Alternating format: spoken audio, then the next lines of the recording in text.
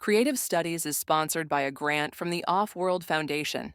A new life awaits you in the off-world colonies, the chance to begin again in a golden land of opportunity and adventure. To learn more about joining this exclusive community, please visit offworld.vip. Quiet please, quiet please. Creative Studies is in session.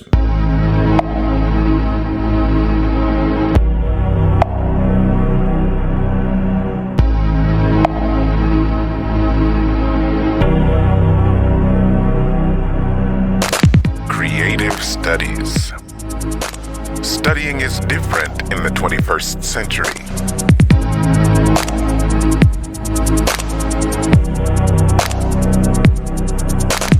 Creative Studies with Jeffrey Colon.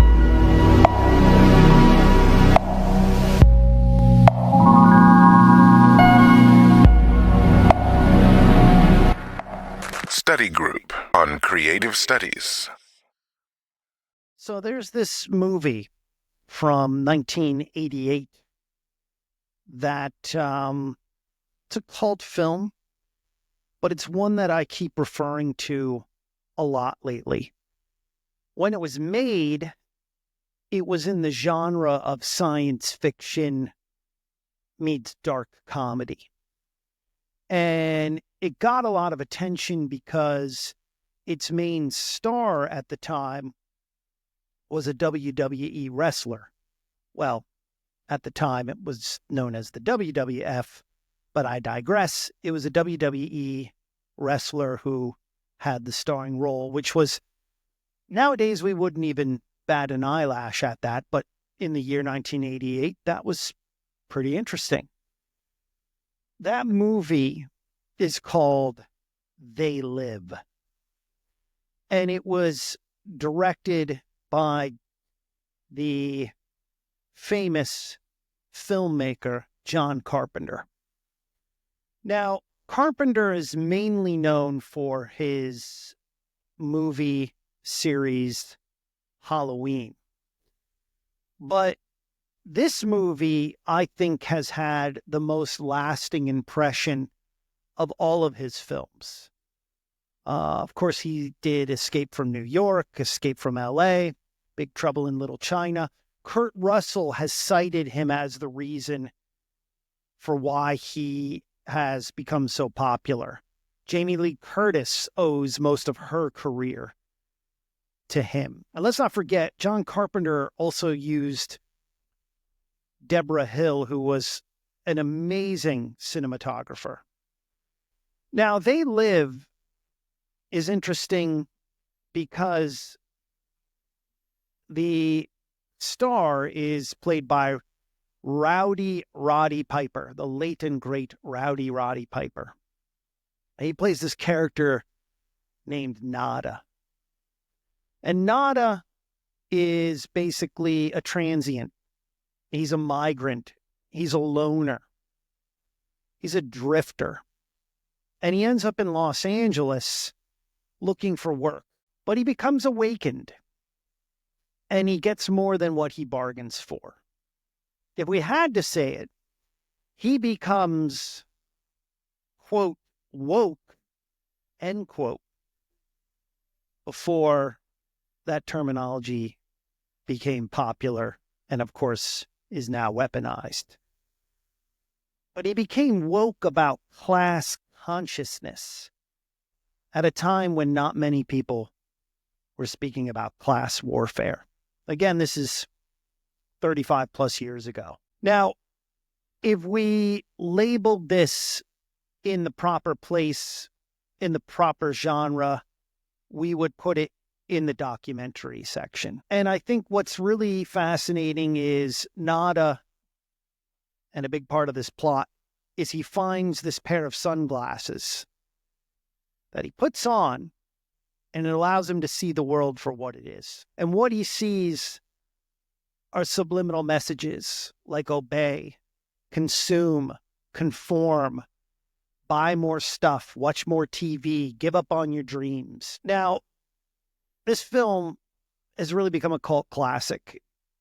It's influenced a street artist by the name of Shepard Fairey, who launched an entire streetwear brand around the whole concept of obey. It made the typeface 20th century bold really popular on t-shirt designs and sticker slaps. And why this is important to me and why I'm bringing it up in this particular podcast is if we look at They Live and we compare it to the creative class, most of us right now are the character Nada. A lot of us have been laid off from corporate jobs. A lot of us have been struggling to find freelance work. A lot of us are roaming around, literally trying to figure out what to do next. We're running up debt. We're trying to figure out how to make a hard shift to freelance job structures.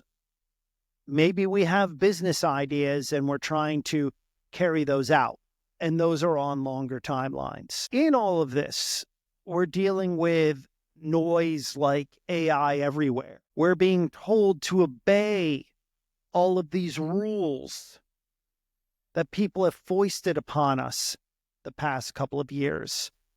You have to do video content. You have to do video meets audio content. You have to have it look a certain way. You have to do creative a certain way.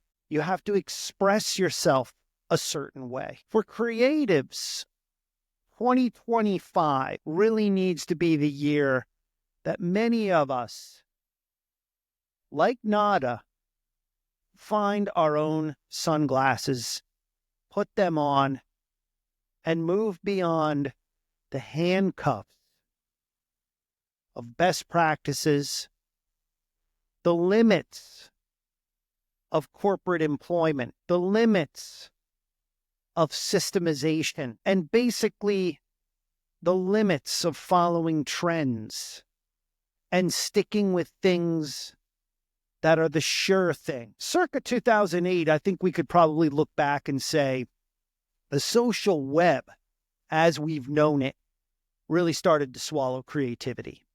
This is when Facebook became commercialized. You didn't need a .edu edu address to join it. Twitter was flourishing. Instagram would come along just a little bit later and start to swallow up even more. At one time, there was a much broader way of expressing ourselves, how we approached the world. Nowadays, too much creative strategy pretty much mimics job posts that I see on Upwork. I'll even read one for you. The ideal candidate will combine creativity and data-driven decision-making to develop impactful ad scripts, perform competitor analysis, and conduct in-depth brand research. You will work closely with our marketing and creative teams to optimize advertising campaigns and ensure they resonate with target audiences. Blah-de-blah-de-blah. Effective? Maybe, possibly. Boring? Faster than you could say the word efficiency. Now, I hear what you're saying. Jeff, this is just the way of the world. People want more certainty in life. They don't want any risk. They just want to make sure that everything runs without any issues. And at the same time, they want to connect with people and also, hey, by the way, you should be authentic. Instead of obeying, we need to move beyond all of the doublespeak out there. Just be authentic. Just use AI. It's pretty tired when you think about it. It's usually uttered by people who are the least creative business bureaucrats and shiny, bright object influencers that run around life with ring lights. If we think about it, the social web, once a highlight in life, is now simply, a shallow distraction. It's a place we go to doom scroll. It's a place that we probably hold our nose from the stench when we have to go on it, just to sort of see what's going on before we're like, hey, let me get back into the real world. It is basically a place to doom scroll. It's a place void of inspiration. Now, I know what you're saying. Wait a minute. If it's all these things, why are you making this and putting it on the social web? Well, I'm just promoting what might be happening. I think the direction ultimately is that you're just going direct to an audience and bypassing all of these systems. But that's for another time. The current world we live in, with its oligarchs, its kleptocrats, its plutocrats that are all in power, who basically are just going to continue to enrich themselves at everyone else's expense, I think need to be called out. But in a different way than how we did it the last 15 years with, ridiculous cancel culture. Why cancel people making idiots of themselves? It's more interesting to just call them out for the hypocrites that they are. It's more interesting to probably say to them, hey, you don't have unique ideas. Here's some other ones. And it's not making fun of to make fun of. Maybe what I should really be saying is that the creative class should be noting what is possible rather than just conforming to the norm. Otherwise, we end up more and more in a world like they live. Now, we're going to have a lot of gold shovel salesmen and grifters who adore digital feudalism to continue their diatribe at peak volume for the next couple of years. That is until it eats them alive. And the reason that they'll be eaten alive is because they're basically eating their own tail. And ultimately, they'll realize they're eating their entire body. The better approach for the creative class moving forward is to figure out how to consolidate and unify creative power. If you're thinking of becoming a solopreneur, think about also how you unify or align with other organizations so you can create more collectivism. Instead of trying to sell something like, hey, here's how you can be successful like me for $5.99, maybe be more inspired and inspire other people to bowl more together. Now, if you're wondering, what the hell? I don't bowl, Jeff. Great book called Bowling Alone. That has actually come true. We do too many things by ourselves now. And that's why we don't have as much power. It would be more interesting if we actually collectively harnessed that power as a creative class. We've somehow sort of walked backwards into 1950, possibly even 1850. The assumption by too many, and you see this a lot when you read this on places like LinkedIn, is that in order to be successful in this current phase of the 21st century, you have to do it yourself, DIY, rather than do it together, DIT. You have to follow every trend rather than break away from that. You have to use machines to think rather than critically think. And you have to basically convert into a breathing organism in a world without mind. As creatives, we have a lot of power. We've gained a lot of experience on how to influence others to do things that they didn't even think they needed to do. We need to use this power to build what comes next. We need to figure out, beyond just how am I going to pay the rent, how we're actually going to get ready for the next era by shaping it. You know, there's a number of people who think the next era after the information age is the imagination age. And too many times we've been imagining or allowing other people to imagine things that we don't necessarily need. We need to imagine more of what society could use, what institutions to defend, what new institutions to build, what new organizations we can build outside regular lines of power are business as usual. The reason creatives can do this is because we're less susceptible to conformity for conformity's sake. We love collaboration. We love feedback. We like to hear other people's points of view. We invite people to the table. We don't like to build walls. We're not really into building fiefdoms. And most importantly, the creative class is the most dangerous when it comes to authoritarian voices. I hate to say it, we would be the first to be jailed if things start to go the direction of the start the panic start the panic buttons being pushed. Sadly, too many of our voices, I think, have been drowned out in the technocratic era. And I think now we may be moving into a post-digital era where we can shine. This isn't to say creatives are anti-technology or that we're Luddites. Far from it.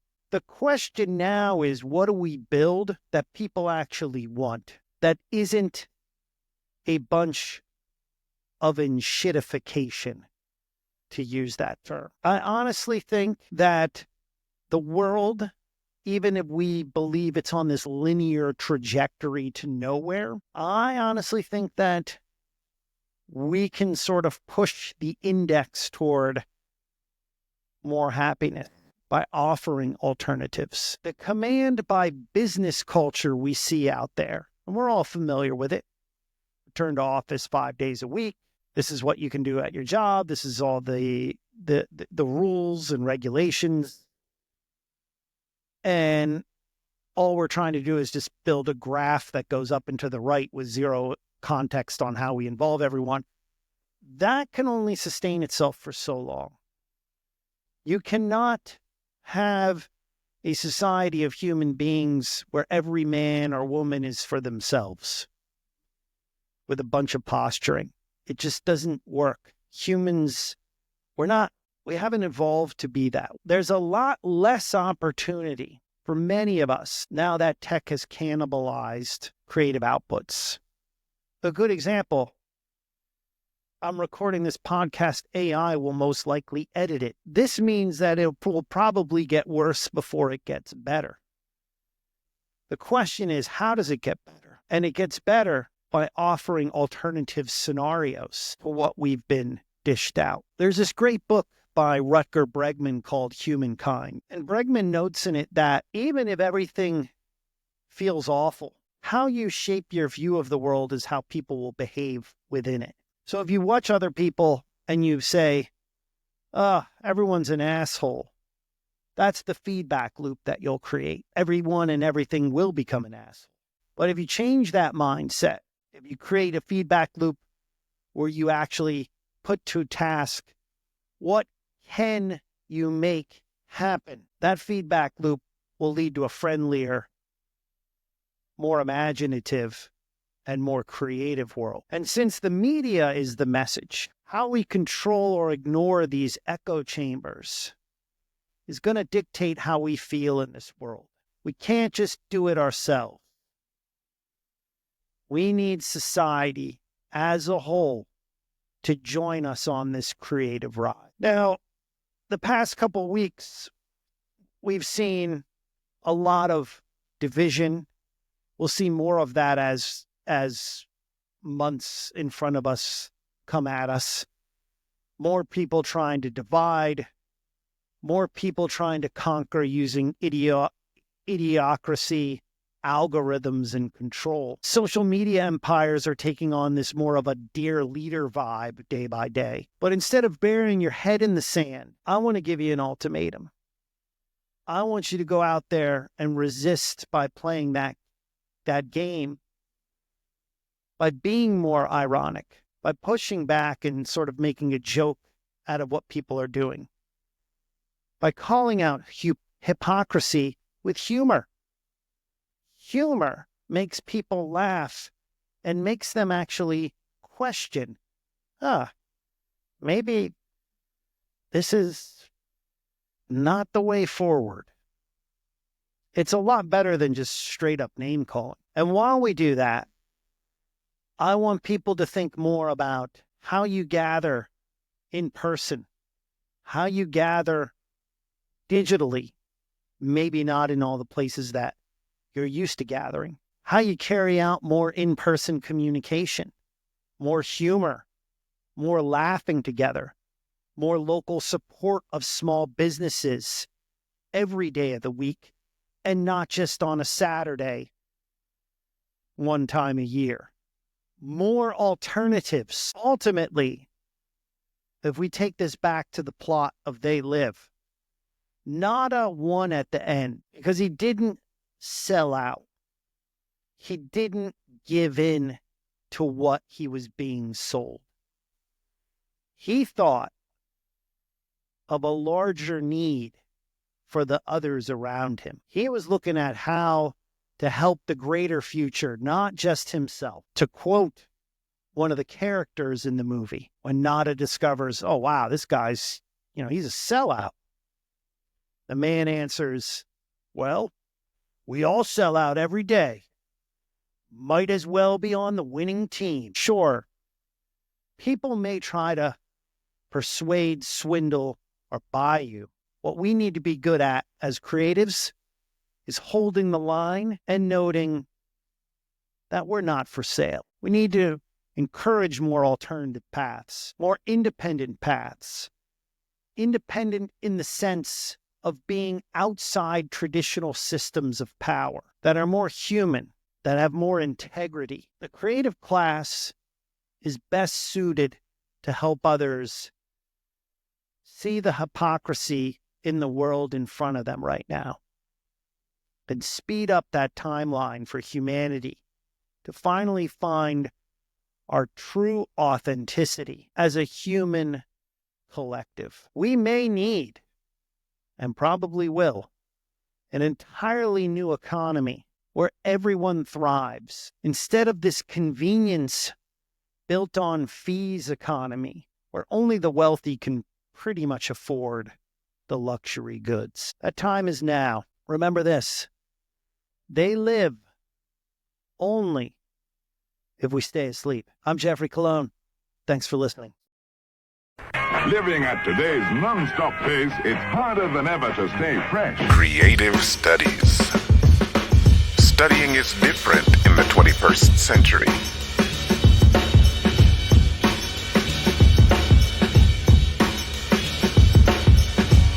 Creative Studies. Created by Jeffrey Colon in Seattle. All thoughts are his own.